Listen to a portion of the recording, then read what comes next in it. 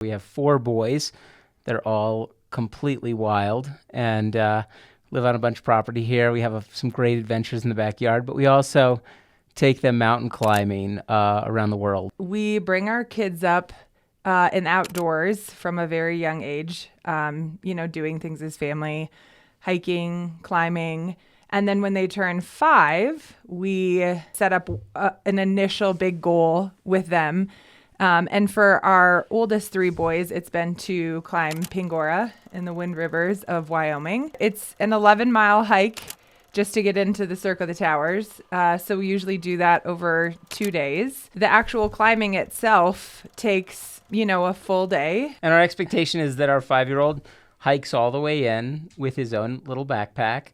Yeah. And then he's got to climb the wall completely under his own power. We're not lifting him up. He has to work through the moves. I always do like doing Pingora because it's an adventure that we all go on. Makes me feel good when I can still get up there and, hang with my boys and, keeps me young. Another huge rite of passage in our home is El Capitan. El Capitan is the biggest, raddest thing there is in rock climbing. When Sam climbed it the first time, Anne was in the valley. She'd meet him in the valley each day. I would come into the valley every day and go to the El Cap Meadow and talk to him on the walkie-talkie and encourage him. And when he summited, I had hiked up the backside of El Cap with a group of people.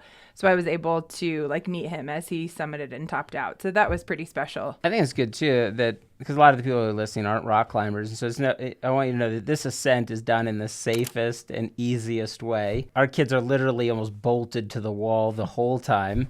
And they undergo years of training, both physical, literal training and also psychological training in preparation for this. So it's not just hey, let's just go climb El Capitan when they're 8. It's this is a massive process that's done very, very carefully and thoughtfully. Not saying there's no risk, but we think that the benefits far outweigh the risks that we manage. Having the right people on the adventures and having the right training, for you, and just being able to trust the team that is in charge of your kiddo, I think is a huge one. I mean, obviously this wouldn't even be happening if I didn't feel like I had absolute trust in the team that was working with my kids. I actually had 2 kids climb El Capitan at 8.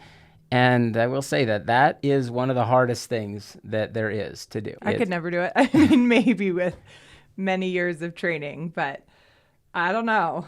It's hard. Maybe in my 20s, I could have done it. This is hard for any adult to do. We want to be in this cycle with our kids of working on these goals. And I try to pick goals that are they're so hard that you have to work on it a little bit every day, where every week you're marking off things, you're getting stronger, you can show progress toward that specific goal for that specific discipline. Secondly, since we only pick one, we tried to pick truly unbelievable and remarkable summits. And then rule number 3 is Anne's favorite. And rule number 3 is you can't die. And so that's why we're so cautious and careful in our planning and preparation and not going into terrible weather on the Matterhorn or anything like that. Yeah. We're very cautious about what we're doing.